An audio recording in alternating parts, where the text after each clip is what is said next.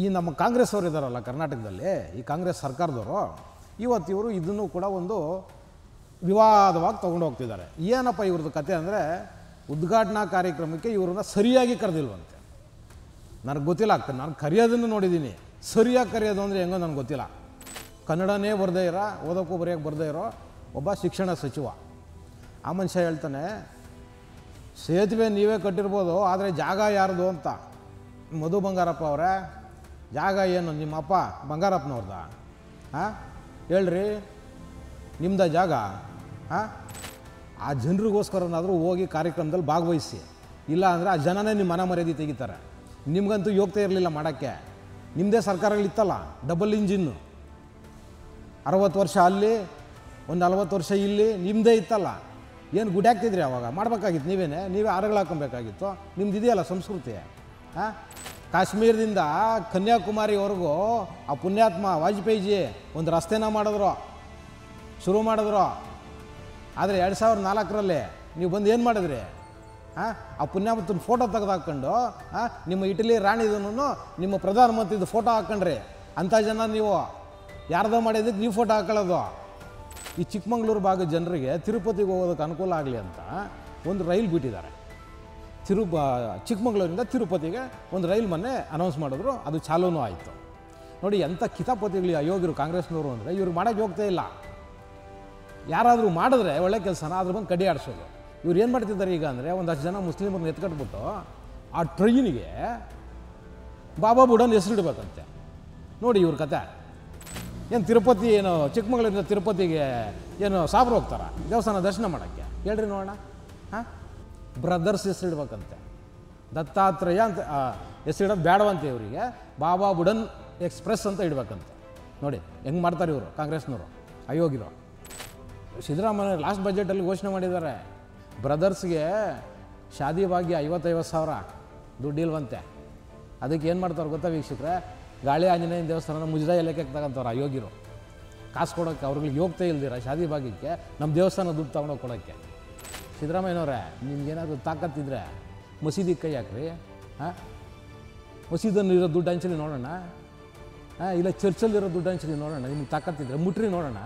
ಹಾಂ, ಸಿದ್ದರಾಮಯ್ಯನವರೇ, ನಮಗೆಲ್ರಿಗೂ ಗೊತ್ತಿದೆ ನೀವು ಹಿಂದೂ ವಿರೋಧಿ, ನೀವು ಹಿಂದೂ ಆಚರಣೆಗಳ ವಿರೋಧಿ. ಮಾಡ್ಕೊಳ್ಳಿ, ಯಾವನ್ ಬೇಡ ಅಂದ.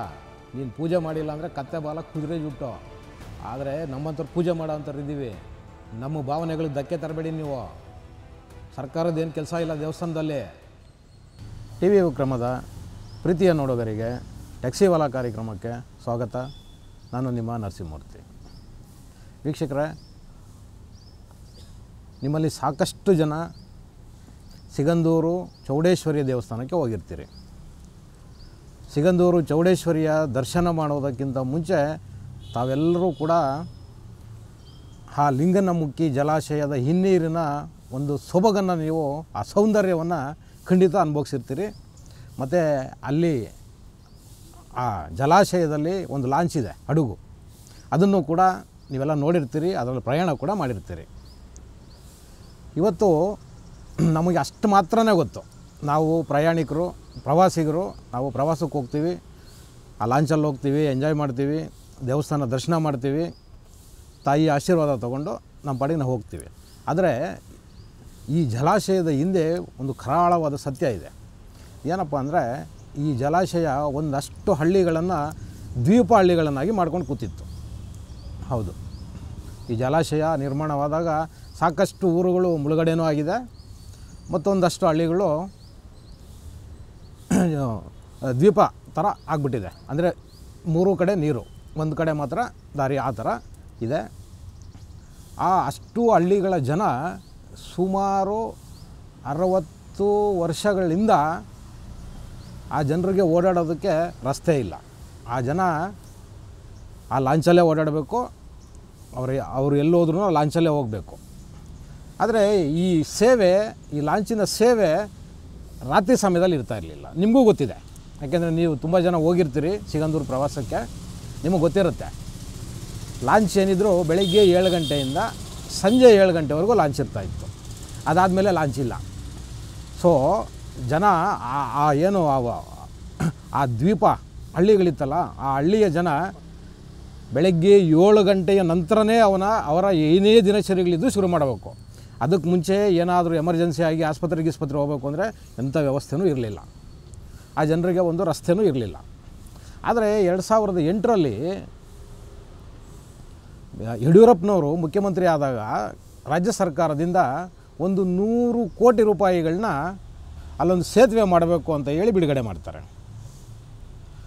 ಆದರೆ ಆ 100 ಕೋಟಿ ಸಾಕಾಗೋದಿಲ್ಲ. ಮುಂದೆ ಬರೋಂಥ ಸರ್ಕಾರಗಳು ಅದನ್ನು ಸಂಪೂರ್ಣವಾಗಿ ಕೈ ಬಿಟ್ಬಿಡುತ್ತೆ. ಆದರೆ ಯಡಿಯೂರಪ್ಪ ಮತ್ತು ಶಿವಮೊಗ್ಗ ಜಿಲ್ಲೆಯ ಸಂಸದರಾದಂತಹ ರಾಘವೇಂದ್ರ ಅವರು ಇದನ್ನು ಕೈ ಬಿಡೋದಿಲ್ಲ. ಅವರ ಸತತವಾದ ಹೋರಾಟದ ಫಲವಾಗಿ ಸಂಪೂರ್ಣವಾಗಿ ಕೇಂದ್ರ ಸರ್ಕಾರದ ವೆಚ್ಚದಲ್ಲಿ, ಅದರಲ್ಲೂ ಜಲಸಾರಿಗೆಯ ಮಂತ್ರಾಲಯದಿಂದ ಈ ಒಂದು 2.12 ಕಿಲೋಮೀಟರ್ ಉದ್ದದ ಒಂದು ದೊಡ್ಡದಾದ ಸೇತುವೆ ಇವತ್ತು ಶಿವಮೊಗ್ಗ ಜಿಲ್ಲೆಯ ಸಿಗಂದೂರಿನಲ್ಲಿ ಉದ್ಘಾಟನೆ ಆಗ್ತಿದೆ. ಈ ನಮ್ಮ ಕಾಂಗ್ರೆಸ್ ಅವರು ಇದ್ದಾರಲ್ಲ ಕರ್ನಾಟಕದಲ್ಲಿ, ಈ ಕಾಂಗ್ರೆಸ್ ಸರ್ಕಾರದವರು ಇವರು ಇದನ್ನು ಕೂಡ ಒಂದು ವಿವಾದವಾಗಿ ತೊಗೊಂಡು ಹೋಗ್ತಿದ್ದಾರೆ. ಏನಪ್ಪ ಇವ್ರದ್ದು ಕತೆ ಅಂದರೆ, ಉದ್ಘಾಟನಾ ಕಾರ್ಯಕ್ರಮಕ್ಕೆ ಇವ್ರನ್ನ ಸರಿಯಾಗಿ ಕರೆದಿಲ್ವಂತೆ. ನನಗೆ ಗೊತ್ತಿಲ್ಲ, ನಾನು ಕರೆಯೋದನ್ನು ನೋಡಿದ್ದೀನಿ, ಸರಿಯಾಗಿ ಕರೆಯೋದು ಅಂದರೆ ಹೆಂಗೋ ನನಗೆ ಗೊತ್ತಿಲ್ಲ. ಮತ್ತು ನಮ್ಮ ಇವರಿದ್ದಾರಲ್ಲ ಮಧು ಬಂಗಾರಪ್ಪನವರು, ನಮ್ಮ ಕರ್ನಾಟಕದ ಶಿಕ್ಷಣ ಸಚಿವರು, ಕನ್ನಡನೇ ಓದೋಕ್ಕೂ ಬರೆಯೋಕ್ಕೆ ಬರದೇ ಇರೋ ಒಬ್ಬ ಶಿಕ್ಷಣ ಸಚಿವ. ಆ ಮನುಷ್ಯ ಹೇಳ್ತಾನೆ, ಸೇತುವೆ ನೀವೇ ಕಟ್ಟಿರ್ಬೋದು, ಆದರೆ ಜಾಗ ಯಾರ್ದು ಅಂತ. ಮಧು ಬಂಗಾರಪ್ಪ ಅವರೇ, ಜಾಗ ಏನು ನಿಮ್ಮಪ್ಪ ಬಂಗಾರಪ್ಪನವ್ರದ? ಹಾಂ ಹೇಳ್ರಿ, ನಿಮ್ಮದ ಜಾಗ? ಹಾಂ, ನಿಮಗೆ ಕರೆದವರು ಕರೆದಿಲ್ವೋ, ನೀವು ಆ ಜಿಲ್ಲೆಯಿಂದ ಆರಿಸಿ ಬಂದಿದ್ದೀರಿ, ಆ ಜಿಲ್ಲೆಯಿಂದ ಮಂತ್ರಿ ಆಗಿದ್ದೀರಿ, ಆ ಜಿಲ್ಲೆಯ ಉಸ್ತುವಾರಿ ಆಗಿದ್ದೀರಿ. ನಿಮಗೇನಾದರೂ ಒಂಚೂರು ಆ ಜನ ಇಷ್ಟು ವರ್ಷ ಹೋರಾಟ ಮಾಡಿದ ಫಲ, ಆ ಒಂದು ಸೇತುವೆ ತೊಗೊಂಡಿದ್ದಾರಲ್ಲ, ಆ ಜನರಿಗೋಸ್ಕರನಾದರೂ ಹೋಗಿ ಕಾರ್ಯಕ್ರಮದಲ್ಲಿ ಭಾಗವಹಿಸಿ. ಇಲ್ಲ ಅಂದರೆ ಆ ಜನನೇ ನಿಮ್ಮ ಮನ ಮರ್ಯಾದೆ ತೆಗಿತಾರೆ. ನಿಮಗಂತೂ ಯೋಗ್ಯತೆ ಇರಲಿಲ್ಲ ಮಾಡೋಕ್ಕೆ. ನಿಮ್ಮದೇ ಸರ್ಕಾರಗಳಿತ್ತಲ್ಲ, ಡಬಲ್ ಇಂಜಿನ್ನು, 60 ವರ್ಷ ಅಲ್ಲಿ, ಒಂದು 40 ವರ್ಷ ಇಲ್ಲಿ ನಿಮ್ಮದೇ ಇತ್ತಲ್ಲ. ಏನು ಗುಡ್ಯಾಗ್ತಿದ್ರಿ ಆವಾಗ? ಮಾಡಬೇಕಾಗಿತ್ತು ನೀವೇ ಆರುಗಳು ಹಾಕೊಬೇಕಾಗಿತ್ತು. ನಿಮ್ದು ಇದೆಯಲ್ಲ ಸಂಸ್ಕೃತಿ. ಹಾಂ, ಯಾರ್ದೋ ಮಾಡಿದ್ದಕ್ಕೆ ನೀವು ಬೋರ್ಡ್ ಹಾಕೊಳ್ಳೋದು, ಇದೇ ತಾನೇ ನೀವು ಕಾಂಗ್ರೆಸ್ನವರು? ಹಾಂ, ನಾನೇನು ಸುಳ್ಳು ಹೇಳ್ತಿಲ್ಲ, ಸರಿಯಾಗಿ ಹೇಳ್ತಿದ್ದೀನಿ. ಕಾಶ್ಮೀರದಿಂದ ಕನ್ಯಾಕುಮಾರಿವರೆಗೂ ಆ ಪುಣ್ಯಾತ್ಮ ವಾಜಪೇಯಿಜಿ ಒಂದು ರಸ್ತೆನ ಶುರು ಮಾಡಿದ್ರು. ಆದರೆ 2004ರಲ್ಲಿ ನೀವು ಬಂದು ಏನು ಮಾಡಿದ್ರಿ? ಹಾಂ, ಆ ಪುಣ್ಯಾತ್ಮನ ಫೋಟೋ ತೆಗೆದು ಹಾಕ್ಕೊಂಡು ನಿಮ್ಮ ಇಟಲಿ ರಾಣಿದನ್ನು ನಿಮ್ಮ ಪ್ರಧಾನಮಂತ್ರಿದು ಫೋಟೋ ಹಾಕ್ಕೊಂಡ್ರಿ. ಅಂಥ ಜನ ನೀವು. ಯಾರ್ದೋ ಮಾಡಿದ್ದಕ್ಕೆ ನೀವು ಫೋಟೋ ಹಾಕೊಳ್ಳೋದು ಮಾಡ್ಕೊಳ್ಳಿ. ಆದರೆ ಆ ಕಾರ್ಯಕ್ರಮಕ್ಕೆ ಹೋಗಿ. ಯಾಕೆಂದರೆ ಜನರಿಗೆ ಗೊತ್ತು, ನೀವಂತೂ ಮಾಡಿಲ್ಲ ಸೇತುವೆ, ನೀವು ಹೋದ್ರೂ ಒಂದು ಬಿಟ್ಟರು ಒಂದೇ. ಅದ್ರ ಕ್ರೆಡಿಟು ಖಂಡಿತ ಯಡಿಯೂರಪ್ಪನವ್ರಿಗೆ ಹೋಗೋದು, ರಾಘವೇಂದ್ರ ಅವರಿಗೆ ಹೋಗೋದು. ನಿಮಗೆ ಗೊತ್ತು, ನಿಮ್ಮ ಕೈನಲ್ಲಿ ಏನೂ ಆಗಲಿಲ್ಲ, ಎಲ್ಲ ಅವರೇ ಮಾಡಿದ್ದು ಅಂತ. ಮತ್ತು ಜನರಿಗೂ ಗೊತ್ತಿದೆ, 465 ಕೋಟಿ ರೂಪಾಯಿ ಕೇಂದ್ರ ಸರ್ಕಾರನೇ ಕೊಟ್ಟಿರೋದು. ನೀವು 4 ಕಣ್ಣಿನೂ ಕೊಟ್ಟಿಲ್ಲ. ನಿಮ್ಗೆ ಉಸ್ತುವಾರಿನೂ ನೋಡಿಲ್ಲ ನೀವು.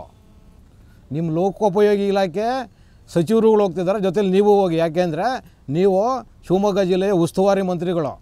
ಅದಕ್ಕೋಸ್ಕರ ಮೋಸ್ಟ್ಲಿ ನಿಮ್ಗೆ ಕನ್ನಡದಲ್ಲಿ ಕಳಿಸಿರ್ಬೇಕು ಅವರು ಆಹ್ವಾನ ಪತ್ರಿಕೆ. ನಿಮ್ಗೆ ಓದಕ್ಕೆ ಬರಲ್ವಲ್ಲ, ನಿಮ್ಮ ಅಕ್ಕಪಕ್ಕ ಯಾರಿದ್ರೆ ಓದಿಸ್ಕೊಳ್ಳಿ. ಹೋಗಿ. ವೀಕ್ಷಕರೇ, ಈ ಕಾಂಗ್ರೆಸ್ನವ್ರದ್ದು ಇಷ್ಟೇ ಅಲ್ಲ, ಬರೀ ಕಿತಾಪತಿ ಯೋಗಿರೋದು ನೋಡಿ. ನಮ್ಮ ಇವರಿದ್ದಾರಲ್ಲ ಸೋಮಣ್ಣವರು ಈಗ ಕೇಂದ್ರದಲ್ಲಿ ರಾಜ್ಯ ಸಚಿವರಾಗಿದ್ದಾರೆ ರೈಲ್ವೆ ಇಲಾಖೆಯಿಂದ. ಅವರು ಈ ಚಿಕ್ಕಮಂಗ್ಳೂರು ಭಾಗದ ಜನರಿಗೆ ತಿರುಪತಿಗೆ ಹೋಗೋದಕ್ಕೆ ಅನುಕೂಲ ಆಗಲಿ ಅಂತ ಒಂದು ರೈಲ್ ಬಿಟ್ಟಿದ್ದಾರೆ. ಚಿಕ್ಕಮಂಗ್ಳೂರಿಂದ ತಿರುಪತಿಗೆ ಒಂದು ರೈಲ್ ಮೊನ್ನೆ ಅನೌನ್ಸ್ ಮಾಡಿದ್ರು, ಅದು ಚಾಲೂನೂ ಆಯಿತು. ನೋಡಿ ಎಂಥ ಕಿತಾಪತಿಗಳು ಅಯೋಗ್ಯರು ಕಾಂಗ್ರೆಸ್ನವರು ಅಂದರೆ, ಇವ್ರಿಗೆ ಮಾಡೋಕ್ಕೆ ಹೋಗ್ತಾ ಇಲ್ಲ. ಯಾರಾದರೂ ಮಾಡಿದ್ರೆ ಒಳ್ಳೆ ಕೆಲಸನ ಅದ್ರ ಬಂದು ಕಡಿ ಆಡಿಸೋದು. ಇವ್ರು ಏನು ಮಾಡ್ತಿದ್ದಾರೆ ಈಗ ಅಂದರೆ, ಒಂದಷ್ಟು ಜನ ಮುಸ್ಲಿಮರನ್ನ ಎತ್ಕಟ್ಬಿಟ್ಟು ಆ ಟ್ರೈನಿಗೆ ಬಾಬಾ ಬುಡನ್ ಹೆಸರಿಡ್ಬೇಕಂತೆ. ನೋಡಿ ಇವ್ರ ಕತೆ. ಬಾಬಾ ಬುಡನ್ ಅಂತ ಹೆಸರಿಡ್ಬೇಕಂತೆ. ಆದರೆ ಪಾಪ ಸೋಮಣ್ಣವ್ರು ಹೇಳ್ತಿದ್ದಾರೆ ಅದಕ್ಕೆ ದತ್ತಾತ್ರೇಯನವ್ರು ಹೆಸರಿಡ್ತೀನಿ ಅಂತ. ಕರೆಕ್ಟ್ ಇದೆಯಲ್ವಾ ಅದು? ಏನು ತಿರುಪತಿ, ಏನು ಚಿಕ್ಕಮಗಳೂರಿಂದ ತಿರುಪತಿಗೆ ಏನು ಸಾಬ್ರು ಹೋಗ್ತಾರಾ ದೇವಸ್ಥಾನ ದರ್ಶನ ಮಾಡೋಕ್ಕೆ? ಹೇಳ್ರಿ ನೋಡೋಣ. ದತ್ತಾತ್ರೇಯ ಹೆಸರು ಸರಿ ಇದೆಯಲ್ವಾ? ಇಲ್ವಂತೆ. ಬ್ರದರ್ಸ್ ಹೆಸರಿಡ್ಬೇಕಂತೆ. ದತ್ತಾತ್ರೇಯ ಅಂತ ಹೆಸರಿಡೋದು ಬೇಡವಂತೆ ಇವರಿಗೆ, ಬಾಬಾ ಬುಡನ್ ಎಕ್ಸ್ಪ್ರೆಸ್ ಅಂತ ಇಡಬೇಕಂತೆ. ನೋಡಿ ಹೆಂಗೆ ಮಾಡ್ತಾರೆ ಇವರು ಕಾಂಗ್ರೆಸ್ನವರು ಅಯೋಗ್ಯರು. ಇವರಿಗೆ ಏನೂ ಅಭಿವೃದ್ಧಿ ಆಗಬಾರ್ದು. ಯಾರಾದರೂ ಏನಾದರೂ ಮಾಡಿದ್ರೆ ಇಂಥದ್ದು ಈ ಒಳಗಡೆಯಿಂದ ಕೊಳ್ಳಿ ಇಕ್ಸೋದು. ಆಮೇಲೆ ಸಿದ್ದರಾಮಯ್ಯ ಲಾಸ್ಟ್ ಬಜೆಟಲ್ಲಿ ಘೋಷಣೆ ಮಾಡಿದ್ದಾರೆ, ಬ್ರದರ್ಸ್ಗೆ ಶಾದಿ ಭಾಗ್ಯ 50,000 ದುಡ್ಡಿಲ್ವಂತೆ. ಅದಕ್ಕೆ ಏನು ಮಾಡ್ತಾರೆ ಗೊತ್ತಾ ವೀಕ್ಷಕರೇ, ಗಾಳಿ ಆಂಜನೇಯನ ದೇವಸ್ಥಾನದ ಮುಜರಾಯಿ ಇಲಾಖೆಗೆ ತಗೊಂತವ್ರು ಅಯೋಗ್ಯರು. ಕಾಸು ಕೊಡೋಕ್ಕೆ ಅವ್ರಿಗೆ ಯೋಗ್ಯತೆ ಇಲ್ದಿರ ಶಾದಿ ಭಾಗ್ಯಕ್ಕೆ ನಮ್ಮ ದೇವಸ್ಥಾನ ದುಡ್ಡು ತೊಗೊಂಡೋಗಿ ಕೊಡೋಕ್ಕೆ. ನೋಡಿ ಅದು ಏನು ಗೊತ್ತಾ ಇವ್ರದ್ದು ಸಮಜಾಯಿಷಿ, ಏನಕ್ಕೆ ತೊಗೊತಿದ್ದೀರಾ ಅಂತ ಸಾರ್ವಜನಿಕರು ಕೇಳಿದೆ. ಇವ್ರು ಸಮಜಾಯಿಷಿ ಏನು ಗೊತ್ತಾ, ಅಲ್ಲಿರೋ ಕಮಿಟಿಯವರು ಪೂಜಾರಿಗಳು ದುಡ್ಡನ್ನು ತಿಂತವ್ರೆ, ಅದಕ್ಕೋಸ್ಕರ ನಾವು ತಗೊತಾ ಇದ್ದೀವಿ ಅಂತ. ನೋಡಿ ಹಳೇ ಚಾಳಿ ಇವ್ರದ್ದು. ಒಂದು ಸಣ್ಣ ದೇವಸ್ಥಾನನ ಸಾರ್ವಜನಿಕರು ಕಟ್ತಾರೆ, ಅದನ್ನು ದೊಡ್ಡ ಬೃಹದಾಕಾರವಾಗಿ ಸರ್ಕಾರದ ಯಾವ ಪ್ರಯೋಜನವೂ ತಗೊಳ್ಳದೆ ಜನ ಬೆಳೆಸ್ತಾರೆ ದುಡ್ಡುಗಳು ಹಾಕ್ಕೊಂಡು. ದೇವಸ್ಥಾನ ದೊಡ್ಡದಾಗಿ ಬೆಳೆದಿದೆ, ಉಂಡಿ ದೊಡ್ಡದಿಕ್ಕಿದ್ದಾರೆ, ತುಂಬ್ತಾ ಇದೆ ಬೇಗ ಬೇಗ ಅಂದರೆ ಈ ಜನ ಇವ್ರು ಬಂದುಬಿಡ್ತಾರೆ ಕಾಂಗ್ರೆಸ್ನವರು. ಇವಾಗ ಇವ್ರದ್ದು ಕತೆ ಏನಂದರೆ ಶಾದಿ ಭಾಗಕ್ಕೆ ದುಡ್ಡಿಲ್ಲ ಇವ್ರ ಹತ್ರ. ಈ ಥರ ಎಲ್ಲೆಲ್ಲೆಲ್ಲಿ ವರಮಾನ ಜಾಸ್ತಿ ಇದೆ ಅಂಥ ದೇವಸ್ಥಾನಗಳನ್ನ ಹುಡುಕ್ತಿದ್ದಾರೆ. ಅಂಥ ದೇವಸ್ಥಾನಗಳನ್ನ ಹುಡುಕಿ ಏನು ಮಾಡ್ತಿದ್ದಾರೆ ಇವರು, ಸುಮ್ಮನೆ ಮೂಗರ್ಜಿಗಳು ಬರ್ಸ್ಕೊಳ್ಳೋದು ಯಾರ ಹತ್ರನೋ ಇವ್ರಿಗೆ ಬೇಕಾದವ್ರ ಹತ್ರ. ಇಲ್ಲಿ ಅಕ್ರಮ ನಡೀತಿದೆ, ಪೂಜಾರಿಗಳು ದುಡ್ಡು ತಿಂತವ್ರೆ, ಅಲ್ಲಿ ಸಮಿತಿಯವ್ರು ದುಡ್ಡು ತಿಂತವ್ರೆ, ದೇವಸ್ಥಾನದ ಮಂಡಳಿಯವ್ರು ದುಡ್ಡು ತಿಂತವ್ರೆ ಅಂತ ಹೇಳೋದು. ಒಂದು 4 ತೊಗೊಳ್ಳೋದು ಯಾವುದಾದ್ರು ಮೂಗರ್ಜಿಗಳು ಇಸ್ಕೊಳ್ಳೋದು ಜನರ ಹತ್ರ. ಇವ್ರು ಬೇಕಾದವ್ರನ್ನ ಕರ್ಸ್ಕೊಂಡು ನಿಮ್ಮ ಮೇಲೆ ಕಂಪ್ಲೇಂಟ್ ಬಂದಿದೆ ಅಂತ ಹೇಳ್ಬಿಟ್ಟು ಹೋಗಿ ಸೀಜ್ ಮಾಡಿಬಿಟ್ಟು ಲಾಕ್ ಮಾಡ್ಕೊಂಬಿಡೋದು, ಎತ್ಕೊಂಡು ಹೋಗ್ಬಿಟ್ಟು ಶಾದಿ ಭಾಗ್ಯಕ್ಕೆ ಕೊಟ್ಬಿಡೋದು. ಸಿದ್ದರಾಮಯ್ಯನವರೇ, ನಿಮ್ಗೇನಾದರೂ ತಾಕತ್ತಿದ್ರೆ ಮಸೀದಿಗೆ ಕೈ ಹಾಕ್ರಿ. ಮಸೀದಲ್ಲಿರೋ ದುಡ್ಡು ಹಂಚ್ರಿ ನೋಡೋಣ, ಇಲ್ಲ ಚರ್ಚಲ್ಲಿರೋ ದುಡ್ಡು ಹಂಚ್ರಿ ನೋಡೋಣ. ನಿಮ್ಗೆ ತಾಕತ್ತಿದ್ರೆ ಮುಟ್ರಿ ನೋಡೋಣ. ಅಯೋಗಿರು ತೊಗೊಂಬಂದು ನಮ್ಮದು ಹಿಂದೂಗಳು ದುಡ್ಡು ತಿಂತೀರಾ? ಈ ದೇಶಕ್ಕೆ ಸ್ವಾತಂತ್ರ್ಯ ಬಂದಾಗ ದೇವಸ್ಥಾನಗಳ ಆಸ್ತಿ ಎಷ್ಟಿತ್ತು ರೀ? ವಾಪಸ್ ಕೊಡ್ರಿ ಅದೆಲ್ಲನೂ. ವಾಪಸ್ ಕೊಡ್ರಿ. ನಮ್ಮ ದೇವಸ್ಥಾನಗಳು ಮಠಗಳಲ್ಲಿರೋ ದುಡ್ಡುಗಳನ್ನ ಆಸ್ತಿಗಳನ್ನ ನೀವು ಮಾರ್ಕೊಂಡು ಮಸೀದಿಗಳಿಗೆ ಚರ್ಚ್ಗಳಿಗೆ ನೀವು ಇನ್ನೊಂದು ಯಾವುದೋ ಆಸ್ಪತ್ರೆನೋ ಇನ್ನೊಂದು ಮತ್ತೊಂದು ಮಾಡ್ಕೊಬೋದು ಅಲ್ಲ. ಸುಮ್ಮನೆ ಸುಳ್ಳುಗಳು ಹೇಳಿ ಕಮಿಟಿನಲ್ಲಿ ಅವ್ಯವಹಾರ ಆಗ್ತಿದೆ. ಏನು ಮಾಡತ್ತಾರೆ ಮುಜರಾಯಿ ಇಲಾಖೆ? ಈಗ ಕೊಟ್ಟಿದ್ದೀರಪ್ಪ ಮುಜರಾಯಿ ಇಲಾಖೆಗೆ ಗಾಳಿ ಆಂಜನೇಯನ ದೇವಸ್ಥಾನನ, ಏನು ಮಾಡುತ್ತೆ? ಅದೇನು ಕರಪ್ಷನ್ ಮಾಡಲ್ವಾ? ಅವ್ರೇನು ದುಡ್ಡು ತಿನ್ನಲ್ವಾ? ನನಗೆ ಗೊತ್ತಿರೋಂಗೆ ಅವ್ರು ಏನೂ ಮಾಡಲ್ಲ. ಅವ್ರೇನು ಮಾಡ್ತಾರೆ, ಒಂದು A4 ಸೈಜಲ್ಲಿ ಒಂದು ಪ್ರಿಂಟೌಟ್ ತಗೊತಾರೆ, ಅಲ್ಲಿ ಅಂಟಿಸೋದು ಗೋಡೆ ಮೇಲೆ. ಏನಂತ ಅಂಟಿಸೋದು? ತಟ್ಟೆಗೆ ದುಡ್ಡು ಹಾಕಬೇಡಿ, ಇಲ್ಲಿ ಚಪ್ಪಲಿ ಬಿಡಬೇಡಿ. ಇದೇ ತಾನೇ ಅವ್ರು ಮಾಡೋದು. ಇನ್ನೇನು ರೀ ಮಾಡ್ತಾರೆ ಅವರು? ಈ ಸಂಪತ್ತಿಗೆ ಮುಜರಾಯಿ ಇಲಾಖೆ ಬೇಕಾ? ಏನು ರೀ ನಿಮ್ಮ ಕೊಡುಗೆ ದೇವಸ್ಥಾನ ಇಂಪ್ರೂವ್ ಮಾಡೋದಕ್ಕೆ? ಏನು ಸರ್ಕಾರ ಏನು ದುಡ್ಡು ಕೊಟ್ಟಿದ್ದೀರ ನೀವು ದೇವಸ್ಥಾನ ಕಟ್ಟೋದಕ್ಕೆ? ಇವತ್ತು ಲಾಭ ಬರ್ತಿದೆ ಅಂತ ಹೇಳ್ಬಿಟ್ಟು ನೀವು ಹೋಗಿ ಇವತ್ತು ದೇವಸ್ಥಾನನ ನಿಮ್ಮ ವಶಕ್ಕೆ ತೊಗೊಂಬಿಡೋದು. ನೀವು ಯಾಕೆ ಬರೀ ನಮ್ಮ ಹಿಂದೂ ದೇವಸ್ಥಾನಗಳ ಮೇಲೇ ನೀವು ದಬ್ಬಾಳಿಕೆ ಮಾಡ್ತೀರಿ? ನಮ್ಮ ಹಿಂದೂ ದೇವಸ್ಥಾನಗಳನ್ನ ಯಾಕೆ ಕಿತ್ಕೊತೀರಿ? ಬೇರೆ ಇದಾವೆ ರೀ, ಮಸೀದಿಗಳಿದ್ದಾವೆ, ಚರ್ಚ್ಗಳಿದ್ದಾವೆ, ತೊಗೊಳ್ಳಿ, ಅಲ್ಲೂ ಸಾಕಷ್ಟು ದುಡ್ಡಿದೆಯಲ್ಲ. ಅದನ್ನು ಬಿಟ್ಬಿಟ್ಟು ಹಿಂದೂಗಳ ಮೇಲೆ ನಿಮ್ಮ ದೌರ್ಜನ್ಯ ದರ್ಪಗಳನ್ನ ತೋರಿಸ್ಕೊಂಡು ನಮ್ಮ ಶ್ರದ್ಧಾ ಕೇಂದ್ರಗಳನ್ನ, ಸರ್ಕಾರಕ್ಕೆ ಏನ್ರಿ ಕೆಲಸ ದೇವಸ್ಥಾನಗಳಲ್ಲಿ? ನೀವು ಯಾಕ್ರಿ ಬರ್ತೀರಾ? ನಿಮ್ಗೇನು ಕೆಲಸ ಇದೆ ಸರ್ಕಾರದವ್ರಿಗೆ? ನೀವು ಬರೋಂಗಿಲ್ಲ ದೇವಸ್ಥಾನಗಳಿಗೆ, ಯಾಕೆ ಬರ್ತೀರಿ ನೀವು? ನೀವೆಲ್ಲ ಬಿಟ್ಕೊಡ್ಬೇಕು ಮುಜರಾಯಿ ಇಲಾಖೆನ, ಮುಚ್ಚಿ ಫಸ್ಟ್ ಅದನ್ನ. ನೀವೇನು ಉದ್ಧಾರ ಮಾಡ್ತೀರ ಅಷ್ಟಲ್ಲೇ ಇದೆ ಅಲ್ಲಿ. ಸಿದ್ದರಾಮಯ್ಯನವರೇ, ನಮಗೆಲ್ರಿಗೂ ಗೊತ್ತಿದೆ ನೀವು ಹಿಂದೂ ವಿರೋಧಿ, ನೀವು ಹಿಂದೂ ಆಚರಣೆಗಳ ವಿರೋಧಿ. ಮಾಡ್ಕೊಳ್ಳಿ, ಯಾವನ್ ಬೇಡ ಅಂದ. ನೀನು ಪೂಜೆ ಮಾಡಿಲ್ಲ ಅಂದರೆ ಕತ್ತೆ ಬಾಲ ಕುದುರೆ ಜುಟ್ಟು. ಆದರೆ ನಮ್ಮಂಥವ್ರು ಪೂಜೆ ಮಾಡೋ ಅಂಥವ್ರು ಇದ್ದೀವಿ. ನಮ್ಮ ಭಾವನೆಗಳಿಗೆ ಧಕ್ಕೆ ತರಬೇಡಿ ನೀವು. ಸರ್ಕಾರದ ಏನು ಕೆಲಸ ಇಲ್ಲ ದೇವಸ್ಥಾನದಲ್ಲಿ. ನೀವು ಬರೋಂಗಿಲ್ಲ, ನೀವು ವಾಪಸ್ ಕೊಡಬೇಕು. ನೀವೆಲ್ಲ ಸುಳ್ಳು ಅರ್ಜಿಗಳನ್ನ ತೊಗೊಂಡು ನಮ್ಮ ದೇವಸ್ಥಾನಗಳನ್ನೆಲ್ಲ ಇವತ್ತು ಸರ್ಕಾರದ ವಶಕ್ಕೆ ತಗೊಂಡು ನೀವು ಅದನ್ನೇನೋ ಮಾಡೋಕ್ಕೆ ಕೊಟ್ಟಿದ್ದೀರಿ ಅಂತ ನಮ್ಗೆ ಗೊತ್ತಿದೆ. ಅದಕ್ಕೋಸ್ಕರ ನೀವು ಏನು ಇವತ್ತು ಗಾಳಿ ಆಂಜನೇಯನ ದೇವಸ್ಥಾನನ ನೀವು ಮುಜರಾಯಿ ಇಲಾಖೆಗೆ ತೊಗೋತೀವಿ ಅಂತ ಹೊರಟಿದ್ದೀರಲ್ಲ, ನೀವು ಈ ಕೂಡಲೇ ಅದನ್ನ ತೆರವು ಮಾಡಬೇಕು. ನಿಮ್ಮಲ್ಲಿ ಪೊಲೀಸ್ ಇದೆ, ತನಿಖಾ ಸಂಸ್ಥೆಗಳು ನಿಮ್ಮ ಕೈನಲ್ಲಿದೆ. ಹಂಗೇನಾದರೂ ಅಲ್ಲಿ ಅವ್ಯವಹಾರಗಳು ಯಾರಾದರೂ ಅಲ್ಲಿನ ಪೂಜಾರಿಗಳು ಅಥವಾ ಆ ದೇವಸ್ಥಾನದ ಸೇವಾ ಸಮಿತಿಯವರು ಯಾರಾದರೂ ಏನಾದರೂ ಅಕ್ರಮಗಳು ಮಾಡಿದರೆ ತನಿಖೆ ಮಾಡಿಬಿಟ್ಟು ಅವ್ರಿಗೆ ಶಿಕ್ಷೆ ಕೊಡಿಸಿ. ಅದನ್ನು ಬಿಟ್ಬಿಟ್ಟು ಅಕ್ರಮ ಆಗಿಬಿಟ್ಟಿದೆ ಅಂತ ಹೇಳ್ಬಿಟ್ಟು ದೇವಸ್ಥಾನನೇ ಸರ್ಕಾರಕ್ಕೆ ತೊಗೊಂಡ್ಬಿಡೋದಲ್ಲ. ನಿಮ್ಮ ಉದ್ದೇಶ ಅಕ್ರಮ ನಿಲ್ಲಿಸೋದಲ್ಲ. ಅಲ್ಲಿ ಆದಾಯ ಬರ್ತಿದೆಯಲ್ಲ ಅದನ್ನು ನುಂಗಬೇಕು ನೀವು, ಅದನ್ನು ಹಂಚಬೇಕು ಬ್ರದರ್ಸ್ಗೆ, ಶಾದಿ ಭಾಗ್ಯಕ್ಕೆ 4 ಮದುವೆ ಆಗ್ತಾರಲ್ಲ ಅವರು, ಅದು ಅವ್ರಿಗೆ ಕೊಡಬೇಕು. ನಿಮ್ಮ ಹತ್ರ ದುಡ್ಡಿಲ್ಲ ಈಗ ಹೇಳ್ಬಿಟ್ಟಿದ್ದೀರಲ್ಲ, ಇಲ್ಲಾದ್ರು ಬಂದವ್ರು ನಿಮ್ಮ ಮನೆ ಬಾಗ್ಲಾಗ ಕೂರ್ತಾರವರು. ಅವ್ರೇನು ಹಿಂದೂಗಳ ಥರ ಅಲ್ಲ, ಹೇಳಿದ ಮೇಲೆ ಕೊಡುವಂಥವ್ರು ಅವರು. ನಿಮ್ಮ ಹತ್ರ ದುಡ್ಡಿಲ್ವಲ್ಲ ಕೊಡೋಕ್ಕೆ. ಅದಕ್ಕೆ ಈ ಥರ ಎಲ್ಲೆಲ್ಲಿ ಆದಾಯ ಬರ್ತಿದೆ ದೇವಸ್ಥಾನಗಳನ್ನ ಅದನ್ನ ಪಟ್ಟಿ ಮಾಡ್ತಿದ್ದೀರಾ ಈಗ? ಹಾಂ, ಇದೇ ನಿಮ್ಮ ಹುನ್ನಾರಗಳು ಮಾಡ್ತಿದ್ದೀರಾ ನೀವು. ಈ ಆಟಗಳೆಲ್ಲ ಬಿಟ್ಬಿಡಿ. ನಿಮಗೆ ನಂಬಿಕೆ ಇಲ್ಲ, ನಿಮಗೆ ಶ್ರದ್ಧೆ ಇಲ್ಲ ಅಂದರೆ ಅಷ್ಟೇ ಹೋಯ್ತು. ಶ್ರದ್ಧೆ ಇರೋವ್ರ ನಂಬಿಕೆಗಳನ್ನ ನೀವು ಹೊಡಿಬೇಡಿ. ನೀವು ಫಸ್ಟ್ ಅದನ್ನು ಈಗ ನೀವು ವಾಪಸ್ ಮಾಡಬೇಕು. ಜನ ಇದ್ರ ಬಗ್ಗೆ ಮಾತಾಡಬೇಕು, ಸುಮ್ಮನೆ ಇರೋದಲ್ಲ. ದೇವಸ್ಥಾನಗಳೆಲ್ಲ ತೊಗೊಂಬಿಡೋದು, ಆಸ್ತಿ ಪಾಸ್ತಿಗಳೆಲ್ಲ ನುಗ್ಗಾಕ್ಬಿಡೋದು, ನಿಮ್ಮ ಮನಸ್ಸಿಗೆ ಬಂದಂಗೆ ಯಾವ್ಯಾವುದಕ್ಕೂ ಕೊಡ್ಬಿಡೋದು. ಸಿದ್ದರಾಮಯ್ಯನವರೇ, ದೇವಸ್ಥಾನಗಳಿಗೆ ಮಠಮಾನ್ಯಗಳಿಗೆ ಬರೋದು ದುಡ್ಡು ಕಾಣಿಕೆ ರೂಪದಲ್ಲಿ ಭಕ್ತರು ಭಕ್ತಾದಿಗಳು ಭಗವಂತನಿಗೆ ಮತ್ತು ಭಕ್ತರ ನಡುವೆ ಇರೋ ಒಂದು ಸಂಬಂಧದಿಂದ ಭಕ್ತರು ಕೊಡೋ ದುಡ್ಡದು. ಅದನ್ನು ನೀವು ತೊಗೊಂಡು ನಿಮಗೆ ಮನಸ್ಸಿಗೆ ಬಂದಂಗೆ ಖರ್ಚು ಮಾಡ್ಕೊಳ್ಳೋದಕ್ಕೆ ನಿಮಗೇನೂ ಅಧಿಕಾರ ಇಲ್ಲ. ಏನಕ್ಕೆ ಅಂದರೆ ಅದು ಭಕ್ತರೇ ಕೊಡೋ ದುಡ್ಡು, ಭಗವಂತನಿಗೋಸ್ಕರ ಕೊಡೋ ದುಡ್ಡು, ನಿಮಗಲ್ಲ. ನೀವು ತೊಗೊಂಡು ಹೋಗ್ಬಿಟ್ಟು ಅದನ್ನು ಕಂಡ್ಕೊಂಡೋದಕ್ಕೆಲ್ಲ ಹಾಕೊಳ್ಳೋದಕ್ಕೆಲ್ಲ ಕೊಡೋದು. ಇಂಥದೇ ದುಡ್ಡು ಮುಸಲ್ಮಾನರಿಗೂ ಬರುತ್ತೆ, ಚರ್ಚ್ಗಳಿಗೂ ಬರುತ್ತೆ, ಮಸೀದಿಗಳಿಗೂ ಬರುತ್ತೆ, ಮದ್ರಸಾಗಳಿಗೂ ಬರುತ್ತೆ. ಅಲ್ಲಿ ಕೇಳ್ರಿ ಲೆಕ್ಕಗಳನ್ನ. ಅಲ್ಲಿ ಎಷ್ಟು ಇಸ್ಕೊಂಡಿದ್ದೀರಾ ವಾಪಸ್ ನೀವು ಇಲ್ಲಿವರೆಗೂ? ಹಾಂ, ಎಷ್ಟು ಇಸ್ಕೊಂಡಿದ್ದೀರಾ ನೀವು ವಾಪಸ್ಸು? ಯಾಕೆ ನೀವು ಅಲ್ಲೊಂದು ನೀವು ಅದನ್ನು ಮುಜರಾಯಿ ಲೆಕ್ಕಕ್ಕೆ ತೊಗೊಳ್ಳಲ್ಲ? ನೀವು ಅದು ಲೆಕ್ಕಪತ್ರಗಳನ್ನ ಕೇಳೋದಿಲ್ಲ ಯಾಕೆ? ನಾವೇ ಹಿಂದೂಗಳೇನ ಪಾಪದವರು? ನೀವು ಹೇಳಿದ್ದನ್ನೆಲ್ಲ ಕೇಳಿಸ್ಕೊತೀವಿ ಅಂತನಾ ನಿಮ್ಮ ಕತೆಗಳಿವು? ಇದನ್ನೆಲ್ಲ ನಿಲ್ಲಿಸಬೇಕು. ಇದೆಲ್ಲ ಸರಿ ಹೋಗೋದಿಲ್ಲ ಸಿದ್ದರಾಮಯ್ಯನವರೇ. ನೋಡಿ, ನೀವು ಬಿಡಿ, ನೀವು ನಿವೃತ್ತಿಯಲ್ಲಿ ಇದ್ಬಿಟ್ಟಿದ್ದೀರ, ನೀವು ನಿವೃತ್ತಿ ಅಂಚಲ್ಲಿದ್ದೀರಿ. ಈಗ ನಿಮ್ಗೆ ಏನು ಹೋಗ್ಬೇಕಾಗಿದೆ ಇನ್ನು ಮುಂದೆ? ಏನು ನೀವೇನು ಎಲೆಕ್ಷನ್ ಇಲ್ಲಲ್ಲ ಏನಿಲ್ಲ ಅಂತ ಹೇಳ್ಬಿಟ್ಟಿದ್ದೀರಿ ಈಗಾಗಲೇ. ನೀವು ಇಂಥದ್ದು ಏನು ಮಾಡಬೇಕು ಎಲ್ಲ ಮಾಡಿ ನಿಮ್ಮ ಕಾಂಗ್ರೆಸ್ನ ಏನೋ ಅಲ್ಲೇ ಆ ದೇವಸ್ಥಾನದ ಹಿಂದ್ಗಡೆ ಐತಲ್ಲ ಮೋರಿ, ದೊಡ್ಡ ಮೋರಿ, ಅದ್ರಲ್ಲಿ ಹಾಕೇ ನೀವು ಹೋಗೋದು. ನಮ್ಗೆ ಗೊತ್ತಿದೆ ನೀವು ಅದಕ್ಕೆ ಇದೆಲ್ಲ ಮಾಡ್ತಿರೋದು. ಆದರೆ ಕಾಂಗ್ರೆಸ್ನವರಲ್ಲಿ ಇದಿರಲ್ರಿ ಇನ್ನೂ ಒಂದಷ್ಟು ಜನ ದೇವರು ದಿಂಡ್ರು ಹಿಂದುತ್ವನ ನಂಬ್ಕೊಳ್ಳೋ ಅಂಥ ಜನ. ನೀವಾದರೂ ಒಂಚೂರು ವಿರೋಧ ಮಾಡಿರಿ. ನೀವಾದರೂ ಸಿದ್ದರಾಮಯ್ಯನವ್ರಿಗೆ ಹೇಳಿ ದಯವಿಟ್ಟು ನಿಮ್ಮ ಪಕ್ಷ ಮುಂದಕ್ಕಿರಲ್ಲ. ಜನರ ಶಾಪ ಇರುತ್ತಲ್ಲ ಗೊತ್ತಿಲ್ಲ, ದೇವ್ರ ಶಾಪ ಅಂತೂ ತಡ್ತದೆ ನೀವು ಹಿಂಗೆ ಮಾಡ್ತಿದ್ರೆ. ತಿಳ್ಕೊಳ್ಳಿ ಸಿದ್ದರಾಮಯ್ಯನವರೇ. ನೀವು ನೋಡಿ, ನಾನು ಹೇಳ್ತಾ ಇದ್ದೀನಿ, ನೀವಿವತ್ತು ಗಾಳಿ ಆಂಜನೇಯನ ದೇವಸ್ಥಾನನ ಮುಜರಾಯಿ ಇಲಾಖೆಗೆ ತಗೊಂಡು ಅಲ್ಲೊಂದು ಕಾಂಟ್ರವರ್ಸಿನ ಹುಟ್ಟಾಕಿ ಜನರಲ್ಲಿ ಚರ್ಚೆ ಹುಟ್ಟಾಕ್ತಿದ್ದೀರಿ. ಆಮೇಲೆ